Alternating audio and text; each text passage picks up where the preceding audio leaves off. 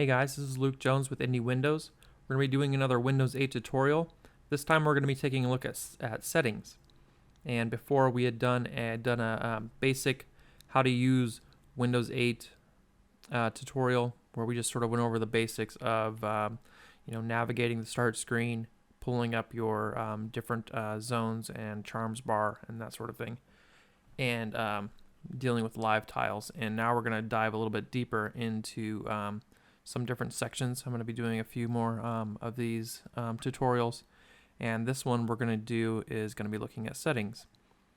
So to pull up settings, I'm on the desktop screen, but to pull up settings it's the same from anywhere within Windows 8, and you just go to the upper right hand or lower right hand corners, and then bring your mouse up and it'll kind of fill in here, and you'll get settings is at the very bottom. And now above this bar, we talked about this in the basic tutorial, but I'll kind of go over it real quick. Above this bar is the context settings. So these settings change depending on what app that you're in or where in Windows 8 you are. So if I was in, say, Internet Explorer, this would be settings that have to deal with Internet Explorer. Right now, I'm on my desktop, so this is settings that have to do with my desktop. You'll see I've got desktop, I've got control panel, personalization, PC info, and help. Personalization is a little bit confusing because there's personalization for the desktop, so doing things like setting my desktop background and basically my desktop themes and stuff like that. I'll use this personalization settings. Now for Windows 8, there is another personalization settings, which we're going to take a look at right now. And I just don't want that to get confused. This is different. This one has to do with just the desktop. So this personalization is only for the desktop. Down here, if we go down below this little gray icon, is the settings that never change. So these settings will always be here no matter what app that you're in. And down to the very bottom it says change PC settings. If you put your cursor over it, it kind of highlights. You can click on that and it'll launch the PC settings. Now this personalization is your Windows 8 personalization. So this is where you'll go to change things like your lock screen background, your start screen theme, and your account picture. So the picture that's associated with your Windows account. So first up, we'll look at the lock screen. This first section here allows us to pick a different picture that we want to use with our lock screen. A couple of the ones that you've recently used show up down here at the bottom. And you can also browse your PC and look for another lock screen picture. You can use any image that you want for your lock screen. So if you download an image or something, this is one that I've downloaded, this one here. And if you hover over it, you'll notice it says synced image.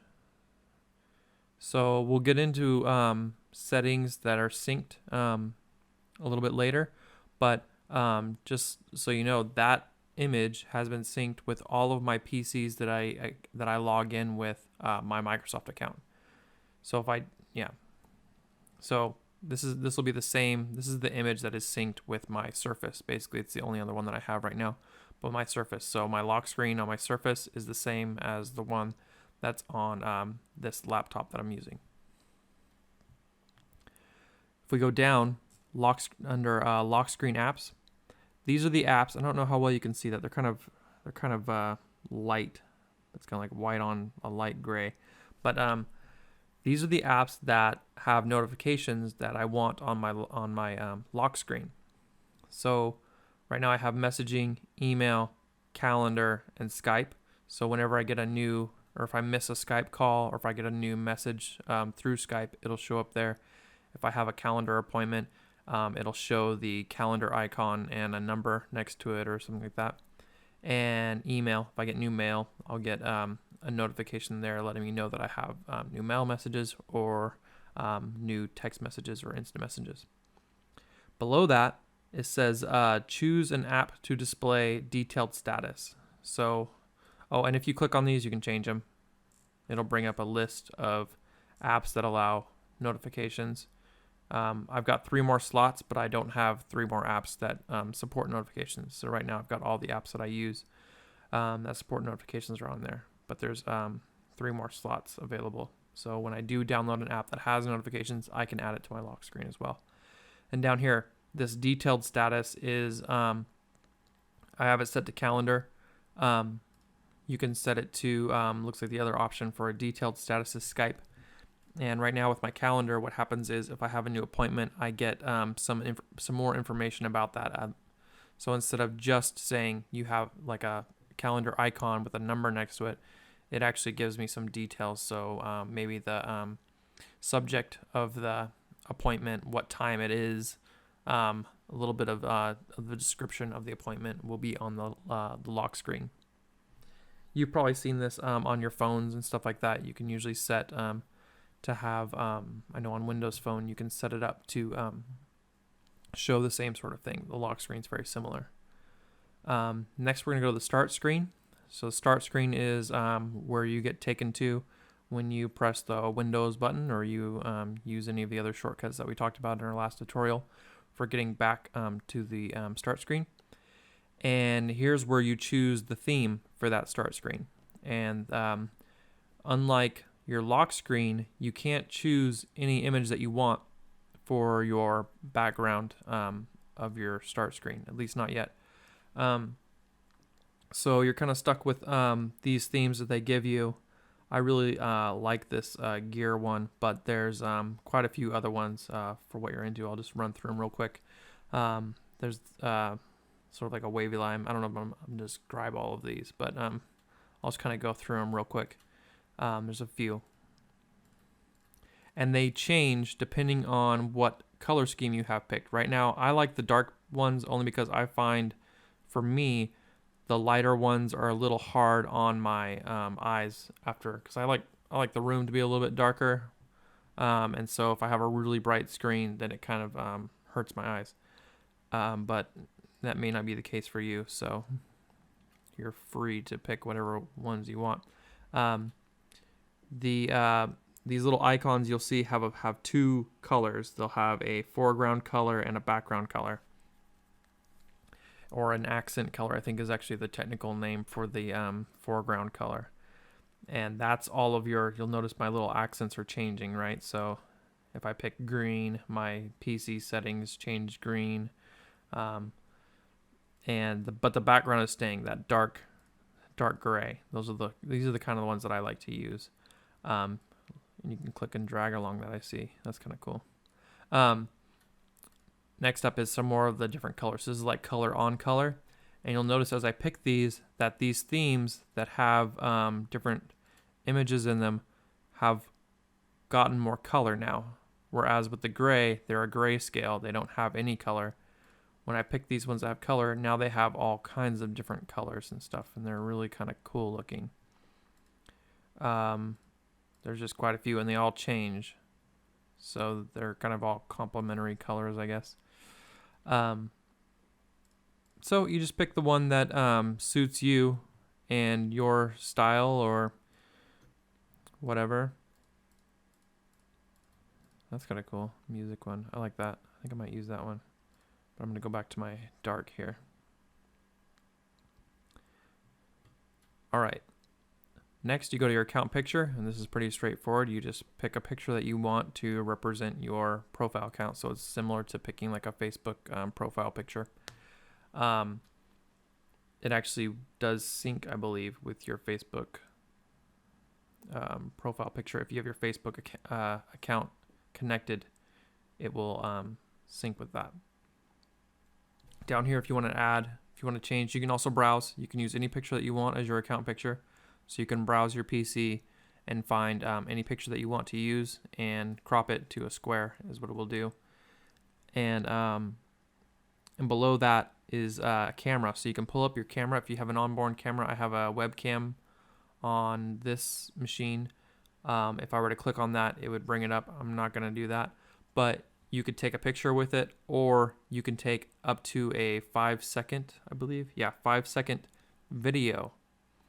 So you can have a little loop of a 5-second video playing as your profile picture, which is kind of neat. So next we'll go down to the next section, and that's users. And users lets you add and manage the users that you want to have access to this machine. You can see what your current user is, your current user information up here. You can create a local account or switch to a local account. If you have a local account set up, you can switch to that. Local accounts only exist on the machine though. So unlike your Microsoft account, your local account won't sync with other machines, if that makes sense. So right now with my Microsoft account, what I can do is, because I have a PC, so I have this notebook, and I also have a Microsoft Surface that has Windows 8 RT on it. And I'm able to log in to this machine and my Surface using the same account. And that is really nice because Windows 8 does some syncing with different settings that you set up on your PC. So as I change my, as I personalize this PC, as I change other settings, it will stay in sync. This PC and my Surface will stay in sync. So if I change backgrounds or change passwords or any of that, it will stay in sync with each other, which is really, really cool. So that's why I prefer to use a Microsoft account to a local account. Now, if you're wanting to set up a local account for maybe like your kids, maybe they don't have Microsoft accounts, I mean, you can definitely do that, and they're probably not going to have if they don't have multiple devices. I know my kids don't. They're lucky if they get on this thing. Then you can do that, and you can just set up a local account. They'll have a login, and you can set their access level as well. Below that, there's a link right below your switch to local account button that it'll take you to the Microsoft Account Manager online. So there's some more settings that you can change. You can do a lot of some of the same stuff, like changing your passwords and stuff like that. But you can also do the other things too, like setting up. I think that's where you go to set up your payment information for buying apps from the Windows Store. That's where you'll go to do that. So there's some more things that you can do online with your Microsoft account. Underneath that is sign-in options. So this is where you can change your password, create a picture password. So with Windows 8, from your lock screen, what you can have, and this is really handy in my opinion for touch devices, is you can have a picture password. So it'll show an image, and in order to unlock the machine, you have to touch or make gestures on certain parts of that image, depending on how you set it up, to unlock it.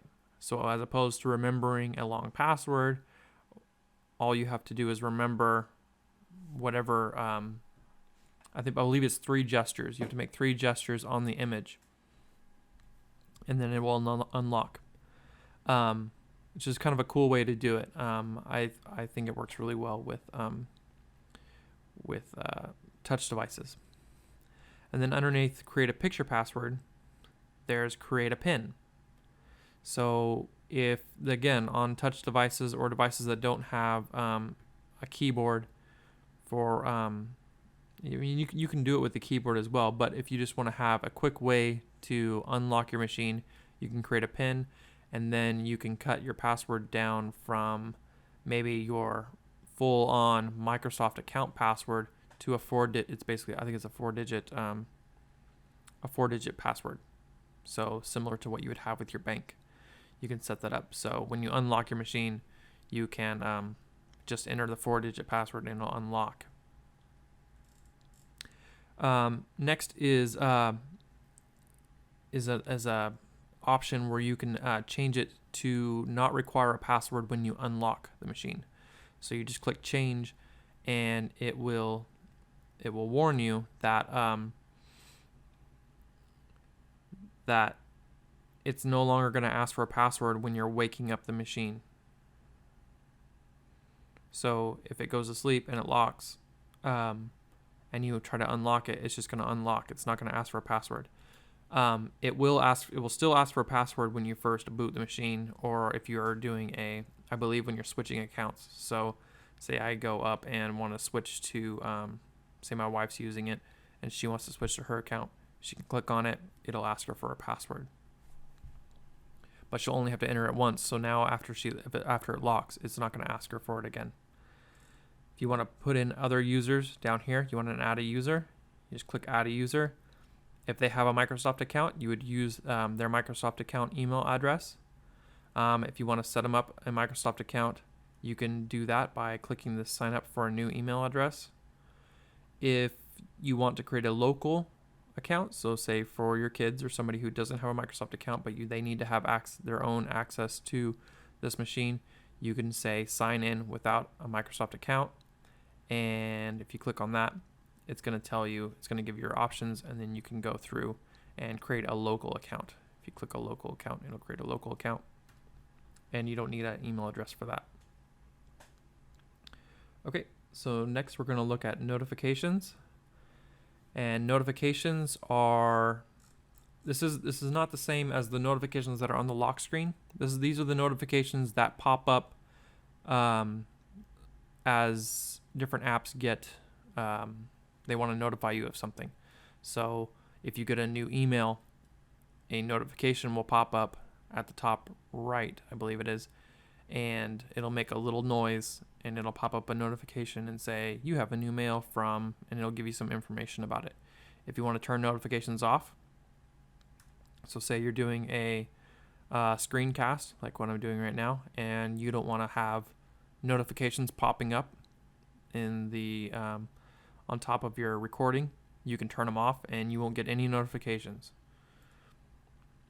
You can choose whether or not you want notifications to show up on the lock screen. So if you don't, this is not the same as, again, this is not the same as the lock screen apps, right? These will still show because these are just little indicators, I guess. Notifications are the pop-ups. So if you turn this off, so it won't show on the lock screen. So you'll still get notifications when you're using your machine. It's not locked. You're, browsing the internet or whatever, and you get a new email, a notification will pop up. If you lock your machine and you walk away, you're not going to be getting notifications popping up. So if for whatever reason you want to keep some of that secure, or for whatever reason you don't want notifications to pop up while it's locked, you turn that off. And then whether or not you want to have a sound play when you get notifications. Down below, you can choose which apps you want to receive notifications from. So calendar, games, Hulu Plus, all those things that you want to get notifications from, you can turn them on or off here.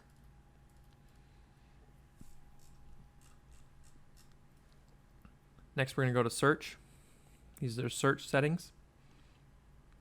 And the first section has to do with your search history. So this is where you choose, there's two different things. One, you can choose to show the apps that I use most often at the top.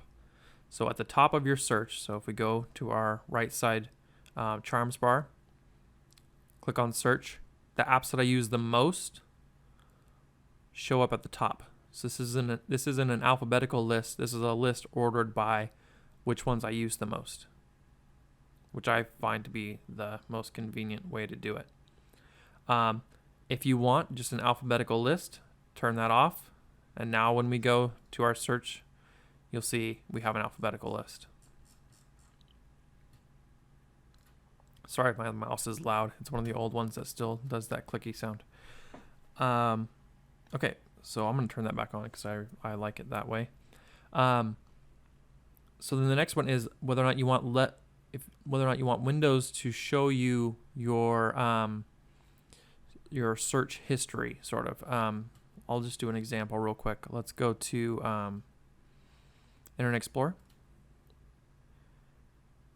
And I'm going, oh, well, here we go. I've already got some on here. So this is my search history. These are some searches that I've done recently, and it shows them here. So I can just click on them and it'll research for whatever that was, right? If I clear this, it'll show it again, and I can click on it and it'll perform a search that I've done before. If you don't want that to show up, turn it off. Now if I go back to search Internet Explorer and I come back in here, I don't get that. I don't get my recent searches popping up. If for whatever reason that list gets longer than you'd like it to be, I don't know what the max is on how many it will show, but you can delete your search history, tells you you're done, and your search history is deleted. Now you can pick what apps you want to search with. So if you noticed on my search, and we went over this in the basics as well, all the apps that have search functionality will show up in this list that you have installed. So Bing, Games, Hulu Plus, they all support some form of search, and I can do that all from right here. So if I want to search Hulu, I can click Hulu Plus, type in a search for whatever show I want to watch, and it'll search it. If I don't use search on Hulu Plus, I never search Hulu Plus, you can turn it off. And now if I go back to my search bar, Hulu Plus isn't in this list. And turn that back on because I do search Hulu Plus. Okay, so next we're going to go to the share settings. Share settings is similar to the search settings in that you can show the apps that you share with most often at the top of the list. And then you can also have a separate list of apps that you share with. I haven't really used share all that much, but in this settings, you can't really do any sharing on here. Let me go back to Internet Explorer, and I'll just go to Bing.com and say I want to share this page. Say I really like the Bing wallpaper of the day, and I want to share this with somebody. Click on share, and now the apps that can share a web URL show up. So I can stick it in my OneNote, I can send it to a contact, or I can stick it in an email and email that to somebody. If I used sharing, I would have another list that showed these are the apps that you use a lot for sharing. So say I always share with email. I never share with OneNote, or I rarely share with OneNote or anything else. Email is going to be our mail is going to be the first one on the list, and it's going to be in that list of apps that I use most often. So you can have up to 5 apps, I believe. And you can have a lot more than that. I'm wrong about that. You can have up to 20 apps in your most oftenly used share list. So if you have a lot of apps, I don't have very many apps that have sharing functionality, but if you had a lot, I can see this being very useful. So if you have a lot of apps that can share, but you only use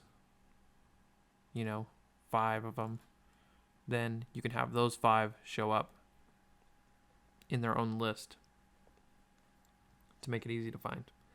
And then again, like the search settings, you can turn on and off which apps you want to be able to share with. Next, we're going to go to general settings. General settings lets you change the time, your time settings. I'm in the Pacific time zone, so you can pick your time zone. You can turn on or off automatically adjusting for daylight savings time. I don't know why you would turn that off unless you just don't have daylight savings time where you're from, but yeah, I would turn that on. App switching, so whether or not you want to have the app switching bar enabled. So that's this bar here. If I don't want to use that, I never use it, or for whatever reason, I just want to turn it off, and now you can go over to this corner and app switching is no longer enabled. If you want to, and this is sort of a touch feature, but when you swipe in from the left edge on a touch device, it brings up the last app that you were in. It's kind of like hitting the back button. You can just sort of like flick through and go through the last app that you were using. It goes through your history, your app history. You can turn that on and off. So if you don't want it to, bring up the next app when you swipe in, you can turn that off. And then you can delete your app switching history by clicking this button here. So now I've clicked that button. I still have allow switching between apps on, and if I go over here, I don't get anything. That's because I deleted my history. If I want to get that back, I'll have to go in, open up an app, and now if I go over, I've got app switching on. So now I can switch from, Internet Explorer and my settings. Next is the spelling section. So you can figure out how it wants to deal with misspelled words. So you can do autocorrect misspelled words and highlight misspelled words. I believe highlighting will it'll highlight them if it doesn't have an autocorrect suggestion for you. So say you've created a word that it doesn't know what to autocorrect it to, it'll highlight it for you. And you can obviously turn those on and off. So if you don't want it to autocorrect your misspelled words, you can do that. Language, you can pick your language preferences. This actually opens up another dialog, I believe. Yeah, it takes you to your desktop and brings you into your language settings here. Let's go back.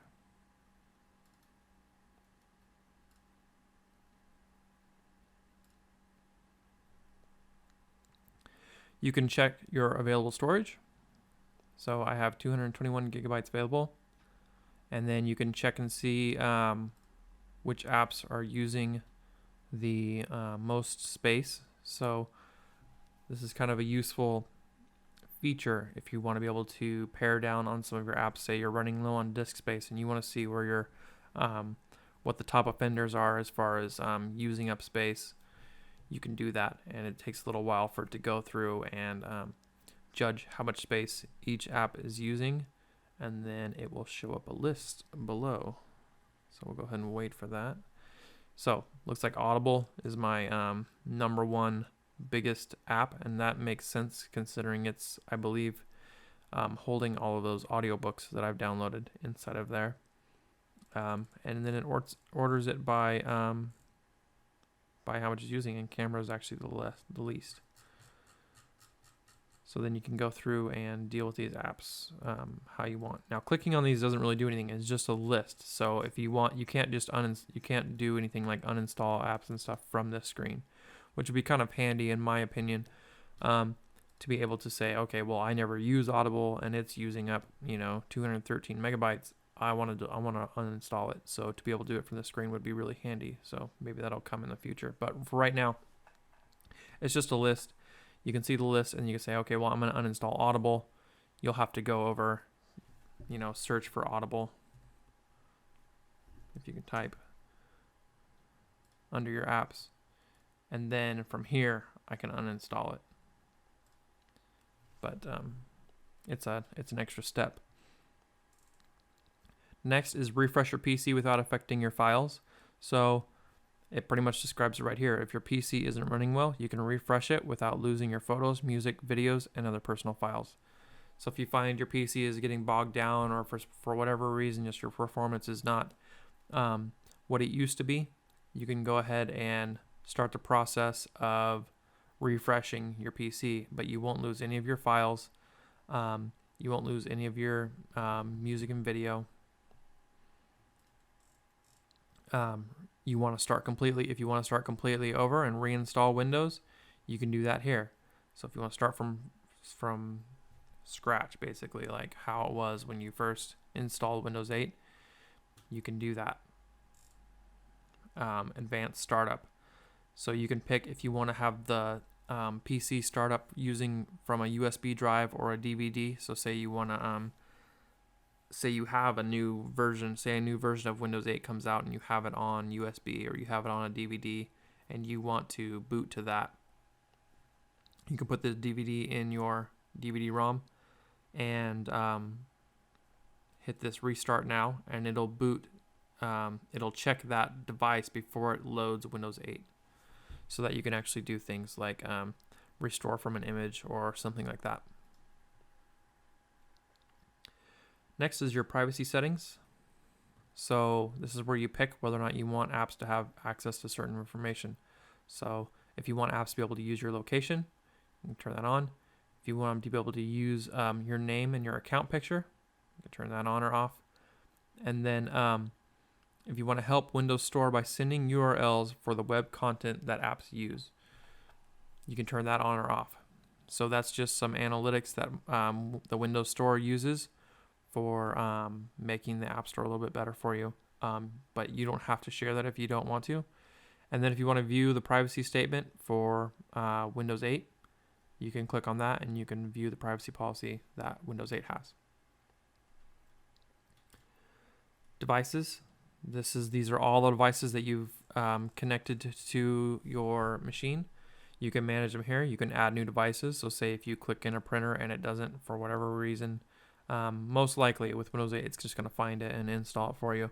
But if for whatever reason you're installing a device that you need to add manually, you can click add a device and it will search for a device.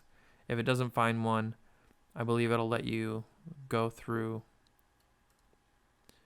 It'll take you to some more information that you need here to be able to install your device.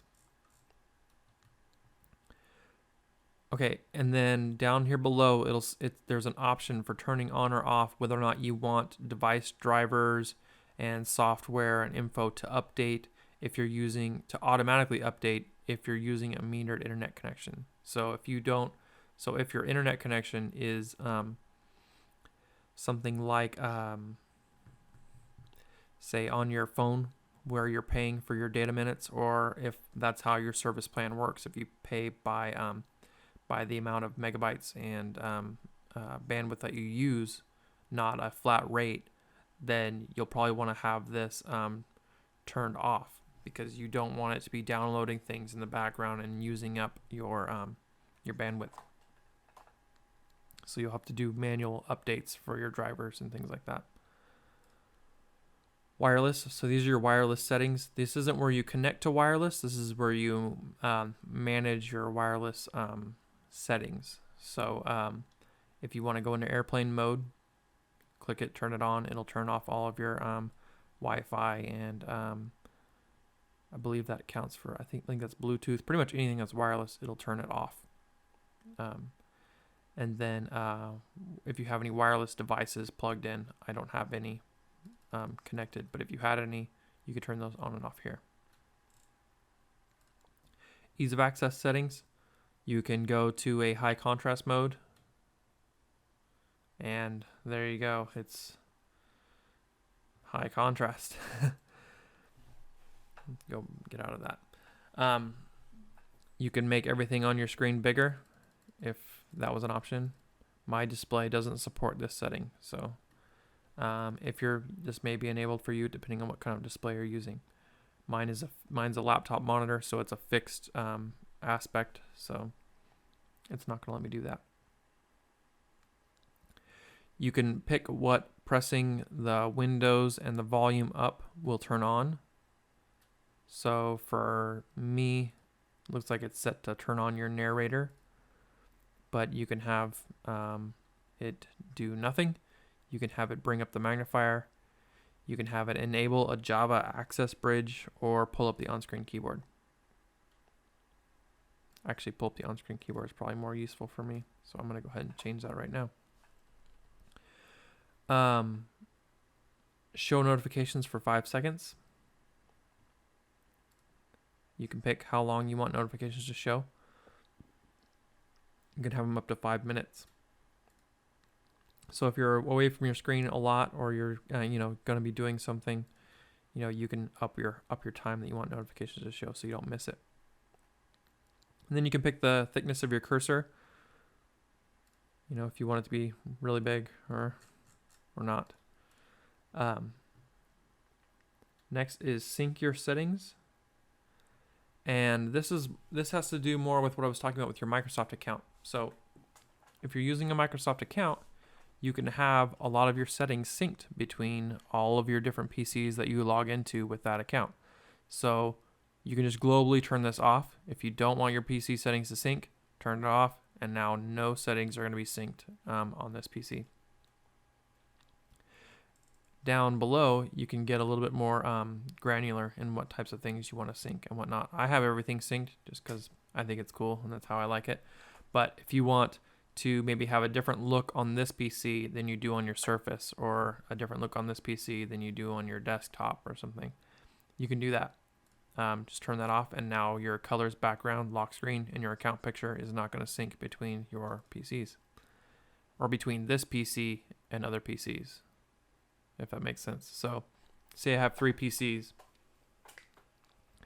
and 2 of them have this turned on, and I have it turned off on this one. When I make changes on this one, it's not going to sync between those 2, but those 2 are still going to sync between each other. So this just has to do with this PC. Desktop personalization. If I only have 2 PCs, I'm just going to go back a little bit. If I only have 2 PCs, like I do, and I turn this off, it's pretty much going to eliminate syncing for me. Because even though it's still turned on my Surface, there isn't another PC trying to sync with it because I only have 2. So essentially, this is turning it off for both of them, even though technically it's not. Desktop personalization. So this is the difference between, again, this is the difference between those 2 personalizations. This is the Windows 8. So this is your lock screen, start screen, and account picture. Desktop personalization is your desktop background, and desktop personalization, this here.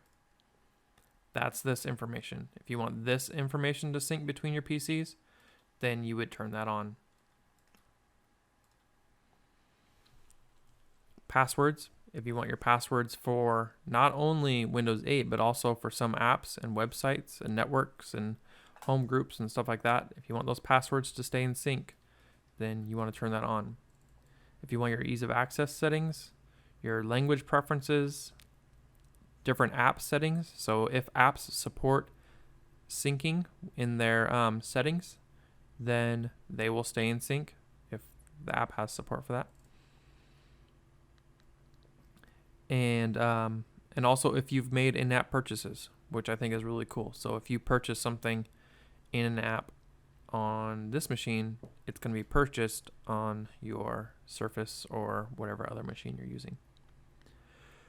Your browser settings. So if you want to keep your history and your favorites in sync between all of your PCs, this is a cool feature to have on.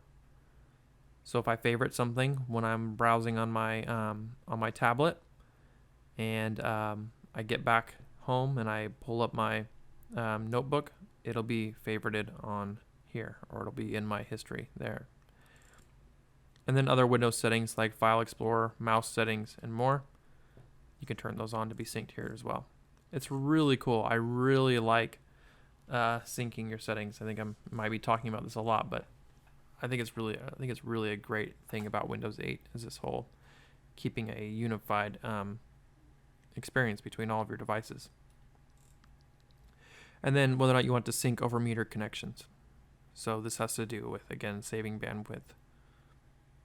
And there's actually 2 options on this one. You can have it on for syncing over metered connections, and off for syncing over metered connections if you're roaming.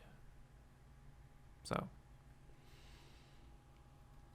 next, we're going to go to home group settings. And I don't really have a home group set up. But if you did, you could do things like share your documents between computers that are in your home group. You can share videos between machines that are hooked up to your home group. And if you want to share devices, all of these things can be turned on and off. So it's kind of like your own personal network. Media devices. So allow all devices on the network, such as TVs and game consoles, includes like your Xbox 360, to play your shared content. So if you want to, be able to access pictures and music and videos from your Xbox, you turn that on.